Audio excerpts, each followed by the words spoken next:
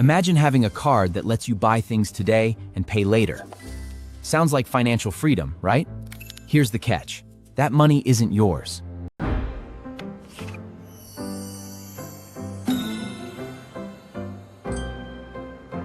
Imagine Sam receives a shiny new credit card. He thinks, awesome! I can buy this today and worry about paying for it later. So he buys headphones, a jacket, dinner, and a phone case. The problem? Credit cards can make borrowed money feel like free money. At first, everything feels easy. Sam gets the things he wants, but no cash leaves his wallet. Then, behind him, a bill slowly appears. It grows as each purchase is added. Sam is focused on what he bought today. The bill is focused on what she will have to pay tomorrow.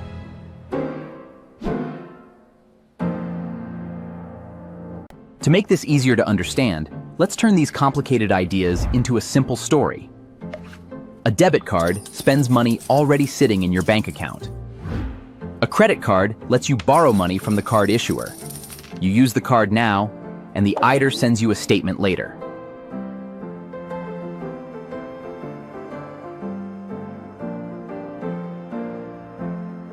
If Sam pays the full statement balance by the due date, he can often avoid interest on regular purchases.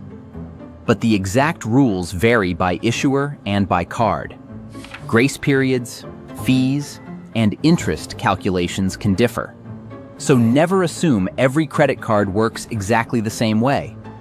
Check the card agreement. Now, meet Sam. He receives a card with a $3,000 credit limit. But that limit is not $3,000 of free money.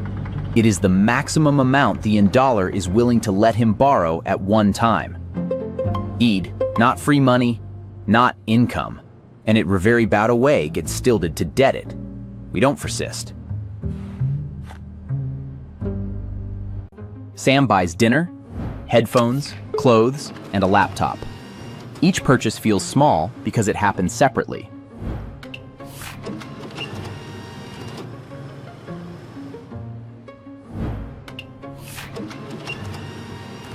But the credit card statement adds them together.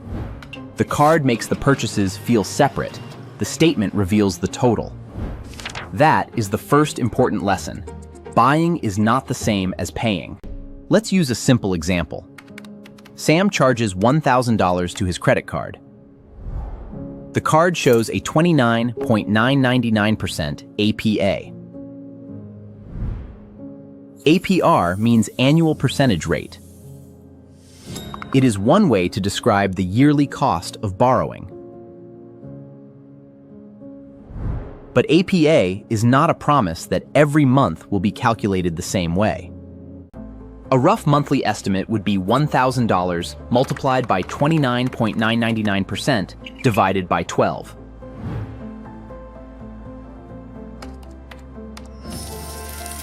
That is about $25 for 1 month if the balance stays roughly the same. This is only an illustrative example. Actual interest can depend on the card agreement, daily balance calculations, payment timing, fees, and grace period rules. Now, look at what happened. Sam bought a $1,000 laptop. But if he carries the balance, the total cost can become more than the price on the sticker. The laptop did not become more useful. The debt simply became more expensive. Borrowing can turn the same purchase into a larger future bill.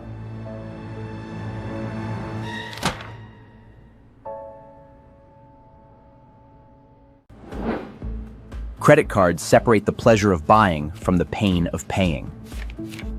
When Sam pays with cash, he immediately sees money leave his hand. When he uses a credit card, he sees an approval message instead. The pain is delayed. That delay can make an expensive purchase feel easier than it really is.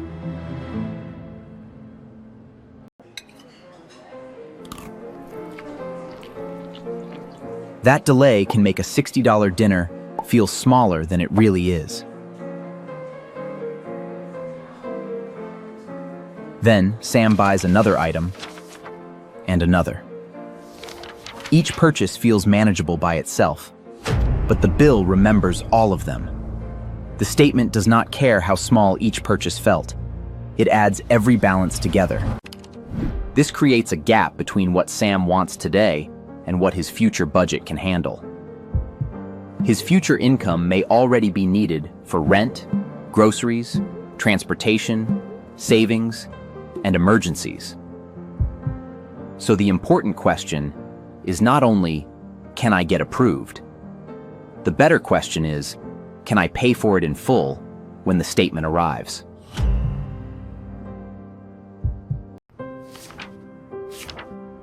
Now, Sam opens his statement. He sees a balance of $1,000. Underneath it, he sees a minimum payment of only $35. That number feels comfortable. Sam thinks, I can handle $35. But a small required payment does not mean the balance is small. If Sam makes the required minimum payment, the account may stay current. But current does not mean paid off. Depending on the card's terms, the remaining balance may continue to create interest. Exact formulas vary by issuer. The minimum payment helps prevent the account from becoming past due. It does not automatically eliminate the debt quickly.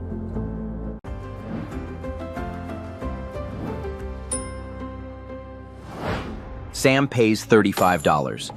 Then he uses the card again. He pays another minimum payment.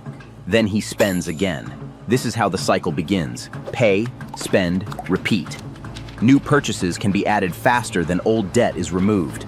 The balance may keep moving forward, even when Sam makes every required payment, the debt cycle. Here is Sam's 3-step fix. Step 1, budget first. Before using the card, decide where the money will come from. If the purchase does not fit inside your budget, the card does not solve the problem. It only delays it.